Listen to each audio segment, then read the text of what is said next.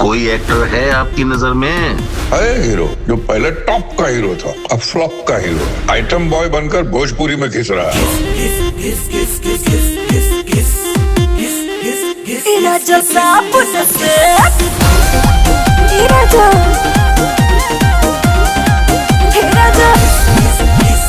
पहिया में धर के पीस लचकी, कुटवा पे काटे जैसे मधुमक्खी। तनी पास आवा नाटी गर्ल। अरे पहिया में भर के पीसे नी चटकी, कुटवा पे काटब जैसे मधुमक्खी। मीठा खिलाएगा, आदत लगाएगा, भाग न गहिया राजा जी। हम लागल बदलवा, अरे लागल त करे कोरी।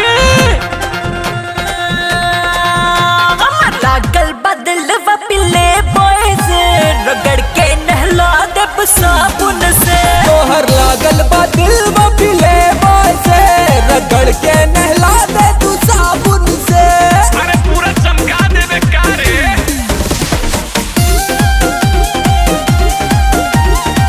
Bhojpuri is better than Hollywood?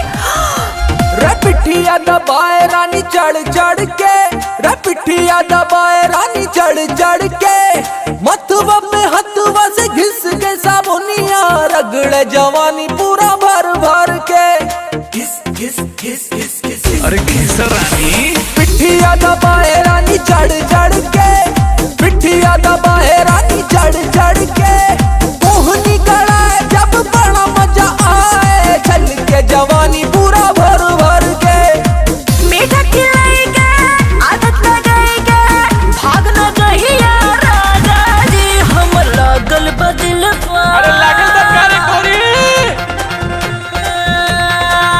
हम लागल बदलवा पिले बॉय से, रगड़ के नहला देब साबुन से। तोहर लागल बा दिल में पिले बॉय से, रगड़ के नहला दे तू साबुन से। अरे पूरा चमका देबे कारे। पिले बॉय, ये पिले बॉय। अरे बहुत जबरदस्त घिस रहा है। राजा